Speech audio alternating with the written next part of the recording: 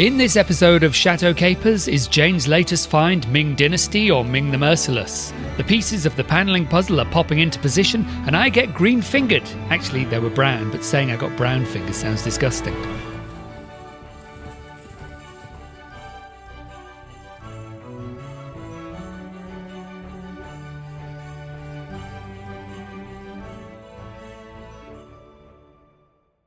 Bunty's on the mend. She's been getting extra treats this week, full of antibiotics and painkiller, and she's even been the recipient of Lord Percy's brand of sympathy.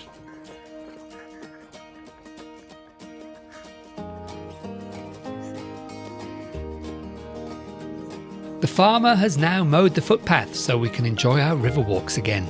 Bunty has been kept on the lead this week, mainly to protect the sticking plaster that covers her stitches. She likes to run in the crops and jump in the river, so we're trying to slow her down a little. Considering she's more than twice the age of Tinkerbell and Tiger Lily, she still has more energy and can outpace them both. But the little girls do have their moments. Of the three of them, Tiger Lily is the most likely to get the zoomies. She was perhaps the most traumatised by her previous life when we got her, to the point of going catatonic when touched, was utterly petrified by humans, especially new humans, and even more especially by men.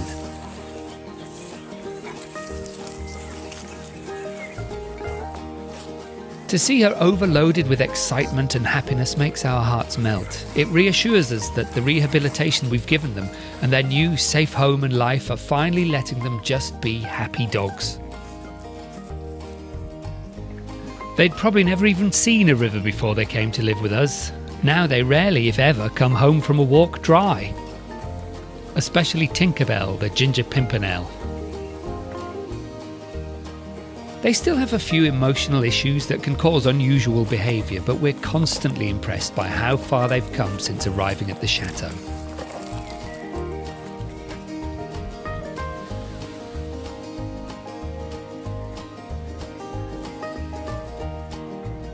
They're ridiculously obsessed with Jane. I'd take it personally, but I still have Bunty.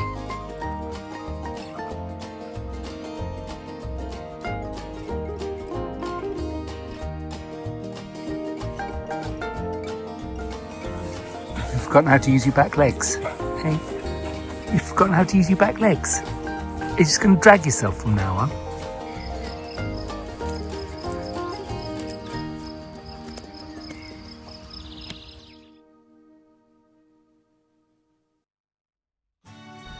The weather this week has been much cooler with some rainy spells. It's meant we've been able to work comfortably outdoors and in. Back in the creaky bedroom, the skirting board was finally painted and dry. Actually getting to fix it on permanently was a great feeling. The top and bottom of the panelling are the biggest unfinished parts of this room. The skirting board, of course, and I'm planning a decorative moulding finish to the top of the panelling to help blend into the existing crown moulding.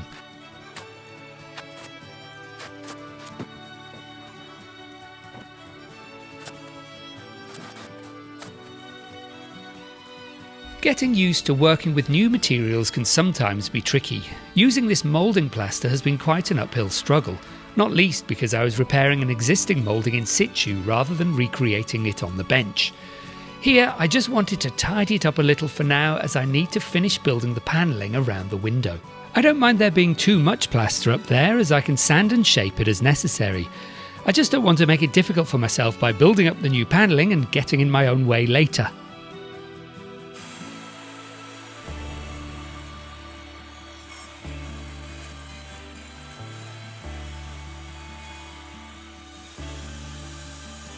Creating the panelling for this room has been a bit like doing a jigsaw puzzle, only you don't know exactly what it's going to look like when it's finished.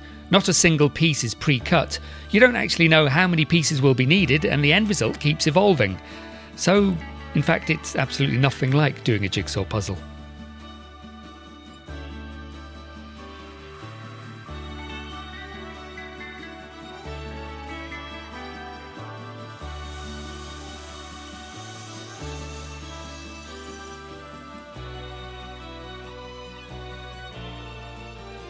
This angle measuring tool has been really useful to ensure my cuts are as accurate as I can make them. This piece being attached meant the skirting board was now about 2/3 complete. This moulding plaster can dry really quite fast, slower than plaster of Paris, but still fast. I'm scrunching my face up because I couldn't find my mask. I didn't want to do too much without the mask, but I also wanted to try an idea I'd had to smooth the curve. I wrapped sandpaper around an old silicone sealant tube. It worked okay.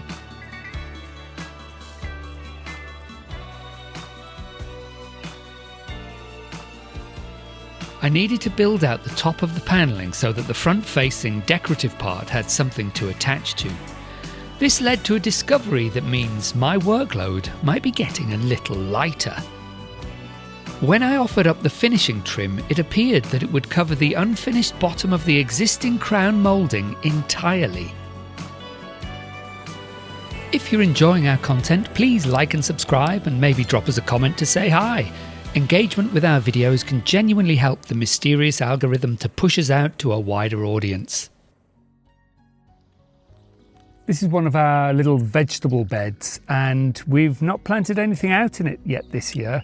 The herb bed over there has gone wild because we've rarely used it. So this sage, yeah. I'm not very good with my. Oh, it smells lovely. That's growing out of control, and we haven't used it. And there are other things. There's 2 types of thyme, and then whatever this ginormous thing is that's almost my height. But here, I left in some garlic that didn't really. I think I planted garlic out a year ago or something. It didn't really do much. It grew a bit, and then it. Anyway, I thought it had failed, and then suddenly, over the winter, these started to grow, and so now they've fallen over. So I think it's time to harvest them. I've got a little one here which I'm going to dig out first and see what happens, see what we get. It's my first time growing garlic successfully. Well, providing it is successful, but we'll find out. Oh, it's a baby. It's very small. It looks mature to me, but it is very small. But then these ones are, their stalks are twice as thick, so hopefully we'll have bigger ones here. Ooh.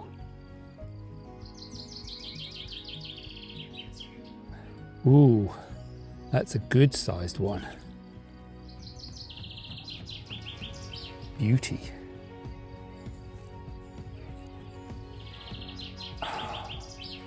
Look at them. I'm really pleased with these. That's about the size you'd expect to get in a supermarket, I think. Obviously you can get bigger ones, but that's quite cool. So I've got, I reckon, 3 that are about the size you'd expect when you're buying them. And then that one maybe just about okay. Maybe it'd be an intense flavoured one. And then this little baby one here, but maybe we'll retain this one to grow more bulbs with. I don't know. I'm just really pleased I've grown some. It's the first time. I've tried a few times back in England and I've never managed to get them to grow.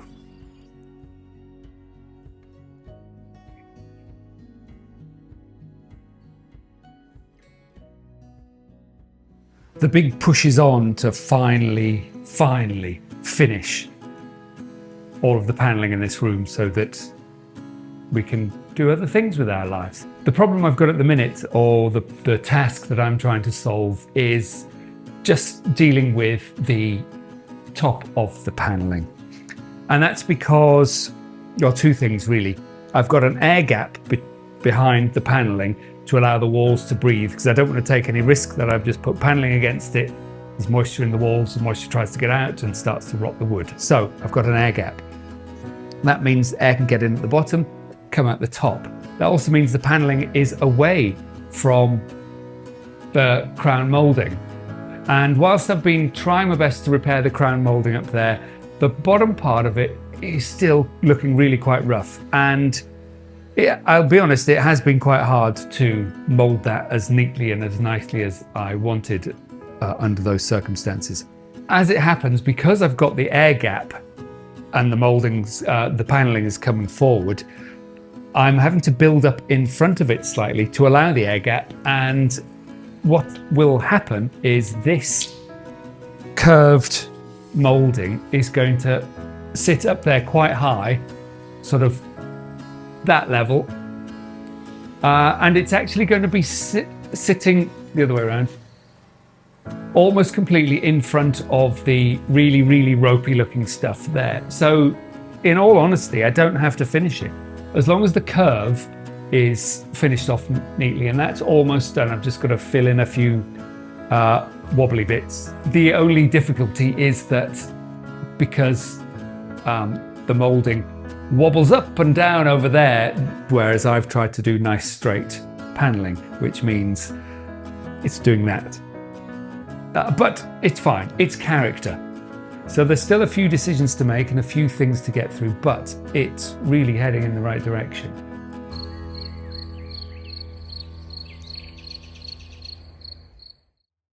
Welcome to Jane's Find of the Day with Jane.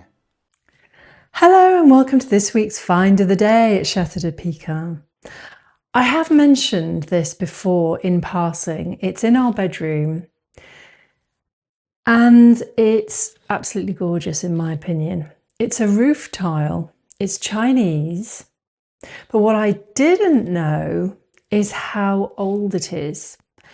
And I believe, having looked into it in a bit more detail, that it is from the 17th century.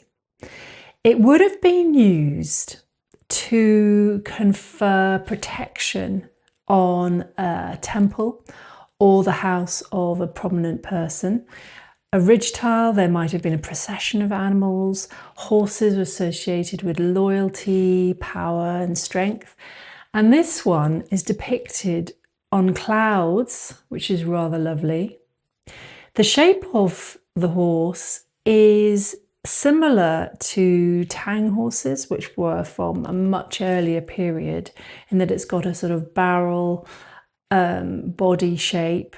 And apparently the fact that it is a little bit crudely drawn, if you like, or stylized in that way, makes it likely to be early 17th century rather than late 17th century, because there was a changing of the dynasties at that time. In terms of whether it's authentic or not, indications are that it has micro bubbling, it has irregular glaze, crackling. It also has pooling of the glaze into darker pigments, and it's blue and green rather than a pure turquoise. So it's a copper sulfate type of glaze, but later 17th century and later pieces had more refinement. So it may well be a Ming dynasty piece. I now had an empty bed. Well, the chateau has many empty beds, but I meant this one. We built this potager area last year, around the same time we were finishing the swimming pool, and since then it has become a little overgrown. It's situated in front of our cottage, and we also plan to add in some fruit trees. Today though, I was planting out some bell peppers, courgettes and cucumbers. We actually bought the plants maybe 2 weeks ago and just haven't found time or the energy to plant them out. They are looking a little pale and unhealthy, but since that's my own natural skin tone, I hope that they will still thrive. Oh, I should have been wearing gloves because this compost stank. It was on my hands for 24 hours. I just couldn't get it off. Anyway, once they've had a few days to settle into their new home, I'll give them a boost with tomato growing liquid. We probably foolishly bought 6 courgettes, and they're late to go in the ground, and I can see that this one, it's the whole main stem is split open lengthways. This one, the whole stem seems to be broken there and then just turns into roots, so that seems a little bit dodgy. They're very late, they've been a bit dry, they're looking happy, and I'm going to experiment because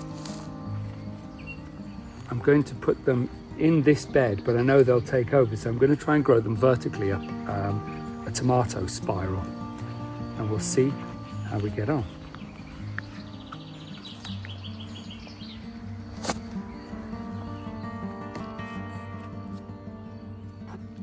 I'm only planting out 2 courgettes because if it's a bountiful harvest, we'll be eating courgette with everything. It was surprisingly hard to push the spirals into the ground here, probably because this whole potager area used to be part of the barn, and there is likely a fair amount of rubble beneath the soil from its removal. Next up were the snozzcumbers. I planted them out next to the tomatoes and needed to clear a little more of the encroaching grass. The grass here is overdue a mowing, we'll get onto it soon. Galadriel came to oversee my work with what I can only describe as mild disdain.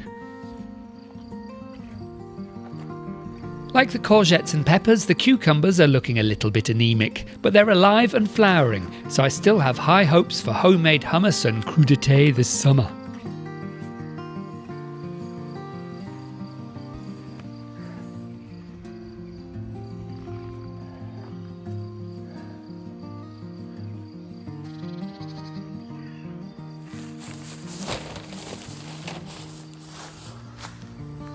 Since I was out here already, I decided to try and tackle our unhappy grapevines. We didn't plant them, they were here already. I've half an idea to one day have a row of vines in front of this wall, but for now I need to untangle the ones we have. This year the vines are attempting to grow a bumper crop, which would be great. There are so many tiny bunches beginning to grow. I found some old fence posts that were still serviceable amongst the old rolls of wire fence in the barn and banged them in the ground. Next I stretched garden wire between the posts. This will all be temporary just to get us through this season. If the vines produce something edible or useful to make wine, I may try to construct a more rigid support system for the vines over the winter.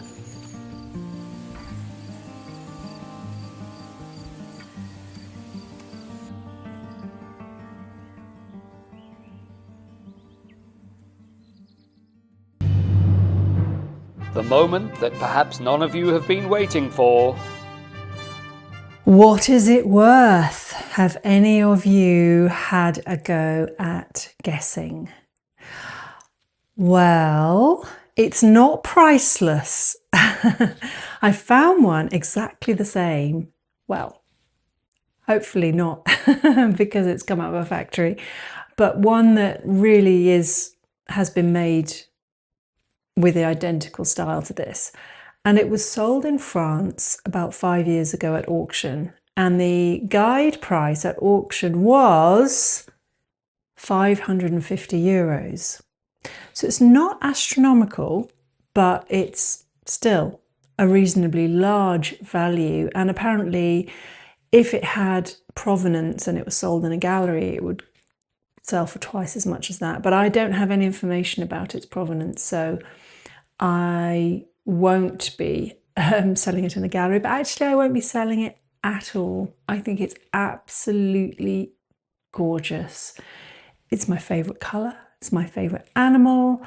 It is a wondrous piece with a wonderful history.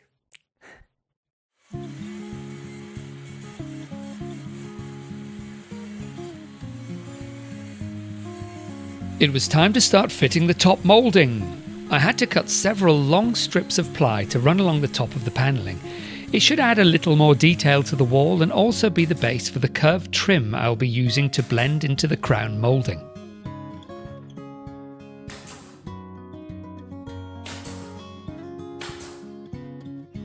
To disguise the cut edge of the plywood, I used quarter round decorative moulding strips, which I think adds an extra layer of detail to the finished wall. I glued it first and then nailed it into place.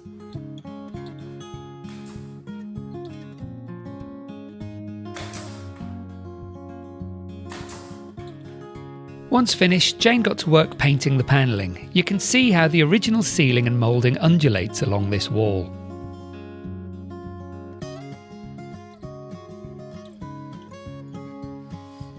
I was hoping to fit the curved top trim as well, but it made much more sense just to paint it first.